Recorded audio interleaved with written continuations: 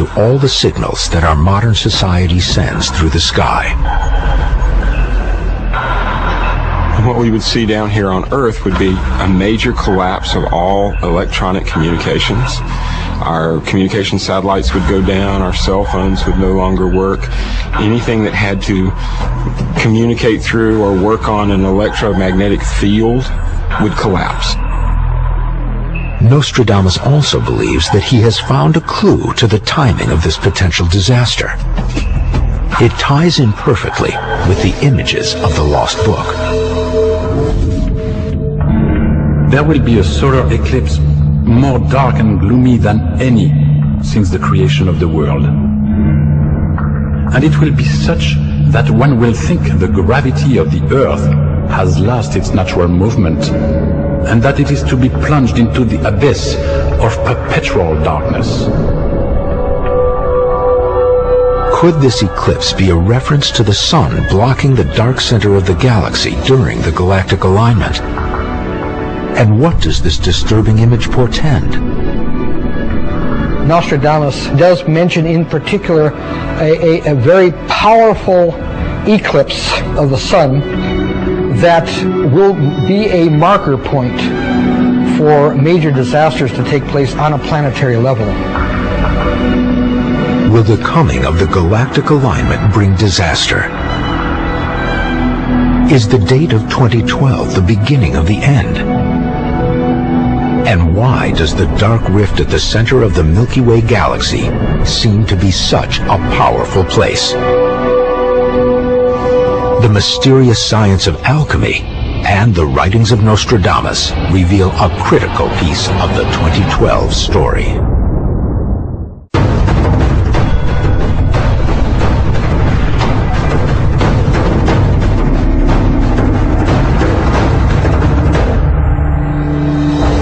The Maya, the Egyptians, Nostradamus, and the Lost Book images all may be pointing to a rare galactic alignment due to occur in 2012.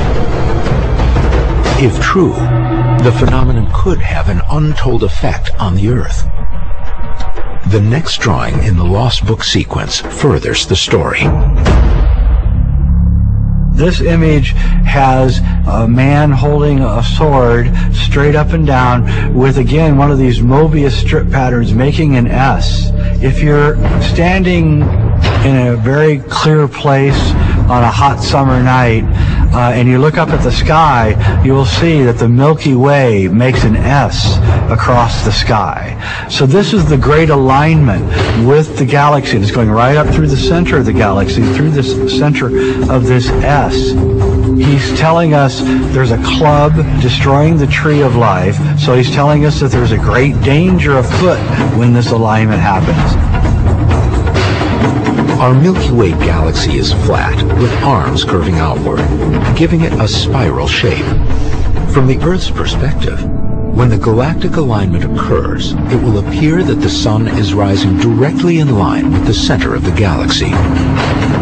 The grim prophecies of Nostradamus that some believe coincide with the timing of this alignment are similarly repeated by an impressive list of ancient cultures.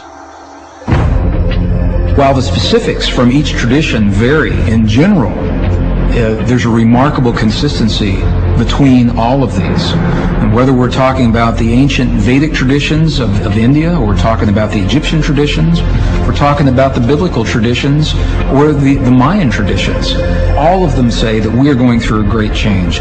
All of them say our lives will never be the same again. Cultures from around the world and across time have disguised their most extreme prophecies in a variety of ways. One of the most intriguing involves alchemy. Known widely as the pursuit of transforming lead into gold, it is actually a much broader scientific discipline that uses its own unique symbols and terminology. It is a way of thinking and communicating that Nostradamus is surely familiar with. Anybody who was as smart as Nostradamus in his time period studied alchemy. There was no science. Modern science owes its entire allegiance to alchemy. Newton was an alchemist who discovered gravity. Einstein was into alchemy. Believe it or not, his wife said that what he would do every night before he went to sleep was he would read ancient books on alchemy. Over the centuries, alchemy is replaced as a mainstream science by chemistry and physics. But its role as a symbolic language and as a philosophy of spiritual transformation survives the ages. The alchemist is concentrating his mental and spiritual energy into the base elements and trying to transmute them and pull the spirit out of them. Or possibly just scrying a bowl of water to see the future, because that could be the singularity or the miracle that might happen in an experiment that Nostradamus would perform. In Nostradamus's time, alchemy remains the primary science of the day. Still, its practitioners ply their trade in secret, hoping to keep its potentially dangerous findings to themselves.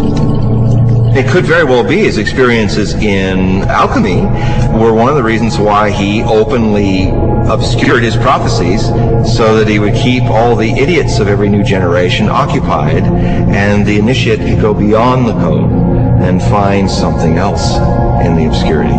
Rather than metal, we're talking about the metal of spirit. At the beginning of the 1900s, however, a rogue alchemist known only as Fulcanelli publishes a shocking text revealing some of alchemy's secrets and purporting that the legendary Society of the Masons may have used the symbols of alchemy to embed secret messages in historic buildings. The Masons are thought to have ultimately given rise to the Brotherhood of Freemasons. While they are primarily a fraternal organization that brings together members with common interests, some share Fulcanelli's view that they are also the keepers of ancient secrets. And they're carrying on a tradition of knowledge that cannot be put into words. It's symbolic knowledge. I like to say that a symbol is worth 1,000 pictures. Fulcanelli believes the Masons, who built many of Europe's Gothic cathedrals, use symbols that have alchemical meaning to disguise messages about the manner and timing of a future disaster. Fulcanelli saw many of the shifts that were happening at the beginning of the 20th century as evidence of the fact that the time period was upon us, that it was going to be very soon. For Fulcanelli, the symbols on the Gothic churches add up to a simple but chilling message. Fulcanelli made the direct correlation between alchemy and something called Chileism, which is the idea that at the end of the world, everything will be made new again. It will be an alchemical transformation of reality. What this meant, in Fulcanelli's terms, was that we are on the cusp of a time in which alchemy is not just an isolated event that happens buried away in a laboratory, but it's a transpersonal event that happens whether you want it to or not. Like Fulcanelli, Nostradamus foretells a time of violent transformation that seems to be eerily reminiscent of the current environmental challenges facing the world. The end of the wolf, the lion, bull, and the ass. No longer will fall upon them the sweet manna. Century 10, Quatrain 99 is a very serious quatrain. It's a very serious prophecy because he outlines many different animals, not just animals, but also certain food plants that we are dependent upon that could go extinct. If we lose those, we're going to be in serious trouble, because what else are we going to rely upon in terms of our food? Honeybee pollination accounts for a good third to the half of the crops that we get our greatest nutrition from. If the honeybees disappear, unless we come up with a zillion little honeybee robots immediately, which we're not going to, it's going to lead to crop failure. The honeybee is vanishing because A, of a virus, B, a parasite, C, nobody knows. The same could be said, by the way, for the bat, another one of those unsympathetic creatures that, guess what, eat mosquitoes by the bushelful, thank you very much. So it's this scary confluence of events.